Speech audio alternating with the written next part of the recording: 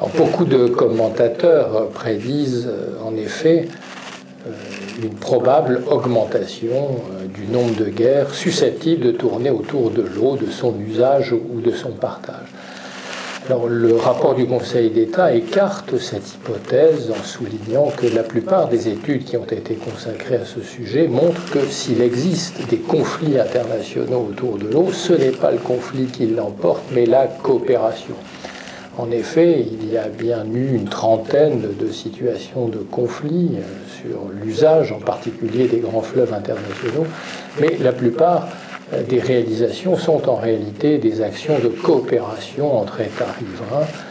Donc c'est la coopération qui devrait l'emporter si les moyens et l'état d'esprit y conduisent. Parmi les exemples de conflits, il y a par exemple ceux qui sont intervenus entre la Turquie et l'Irak.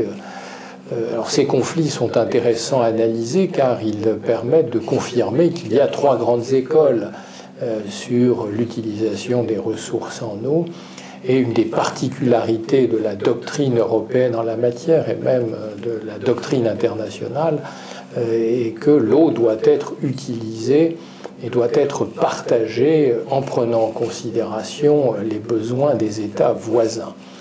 Et je crois que cette doctrine est en train de gagner en influence au plan international, et je crois qu'il faut en retenir cette idée simple que l'eau, plutôt qu'une occasion de conflit, doit être une occasion de coopération entre États riverains, car c'est une ressource qui se partage entre l'amont et l'aval, et donc il n'y a pas d'autre solution que de s'accorder pour gérer au mieux cette ressource entre voisins. L'Europe a une vision tout à fait particulière de la gestion de la ressource en eau, puisque c'est en Europe que sont nés les grands mécanismes de coopération internationale. Le meilleur exemple en est donné par la gestion du Rhin entre les États riverains, depuis la Suisse jusqu'aux Pays-Bas. Dès la fin du XVIIIe siècle, on voit proclamer le principe de la liberté de navigation, et dès le début du XIXe siècle, il y a une organisation spéciale, la Commission du Rhin, qui est mise en place pour permettre aux États riverains de gérer ensemble cette ressource.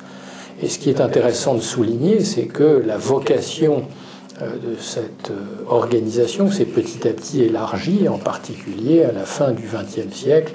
Eh bien, les États riverains ont décidé d'élargir la compétence notamment à la question des pollutions, de la gestion de la pollution du Rhin. Et donc une nouvelle étape a été franchie en mettant en place également des plans d'action en vue de remédier à la pollution de ce fleuve qui gênait particulièrement les Pays-Bas qui produisent leur eau potable à partir d'eau puisée dans le Rhin.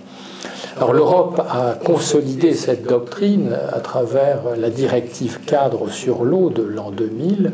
En effet, cette directive cadre invite les États riverains à gérer ensemble leurs ressources, mais étend cette recommandation à la gestion des bassins transfrontaliers qui dépassent le cadre communautaire. Donc l'Europe a clairement une doctrine qui invite tout le monde à gérer cette ressource en bonne intelligence avec ses voisins.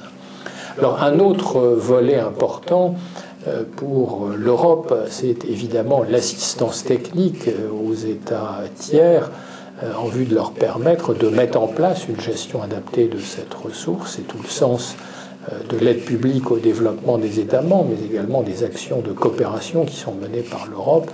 Il est en effet essentiel que l'Europe contribue à aider les États qui bénéficient de transferts financiers à mettre en place les méthodologies, les outils de gestion des ressources transfrontalières. Donc il y a toute une coopération scientifique et technique qui est essentielle. Alors, les préoccupations internationales tournent aujourd'hui autour de 4 sujets principaux. Le premier, c'est celui de l'accès à une ressource suffisante en quantité. L'utilisation de la ressource en eau va continuer à croître de manière importante jusqu'au milieu de notre siècle. Et le réchauffement climatique également va avoir pour effet de déplacer à la fois dans le temps et au plan géographique, la disponibilité de cette ressource. Donc pour un nombre croissant d'États, il y aura un problème de disponibilité de la ressource en quantité. Une deuxième grande préoccupation est celle de la qualité de l'eau.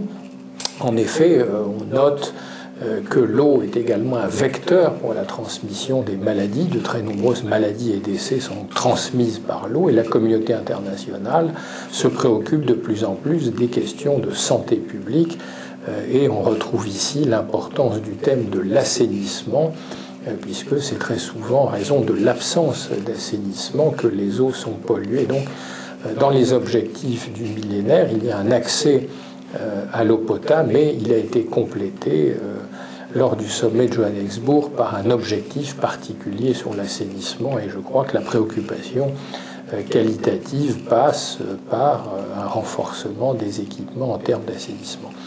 Alors, la troisième préoccupation internationale est celle de la tarification de l'eau. Donc, depuis la conférence de Dublin en 1992, il est recommandé de considérer l'eau comme une ressource économique rare et donc de lui donner une valeur économique, donc un prix.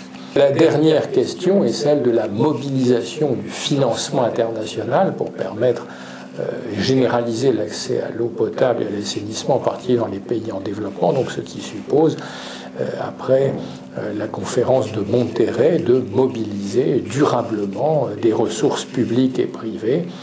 Et je crois qu'une des spécificités du secteur de l'eau est de faire appel au partenariat public-privé, puisque l'expérience montre que les financements publics ne suffisent pas, mais là encore, en cas d'appel au partenariat public-privé, les recommandations internationales sont en même temps de veiller à ce qu'il y ait une régulation du prix de l'eau par des autorités indépendantes pour permettre de mobiliser ces partenariats publics-privés. Le pacte international des droits économiques, sociaux et culturels reconnaît le droit à l'eau à l'article 11 et toute une série de conventions spécialisées le reconnaissent également et toute une série le reconnaissent également au profit de catégories particulières telles que les femmes, les enfants ou éventuellement dans les situations de conflit. Alors simplement, il y a un débat international autour de la question de savoir si c'est un droit de l'homme ou non.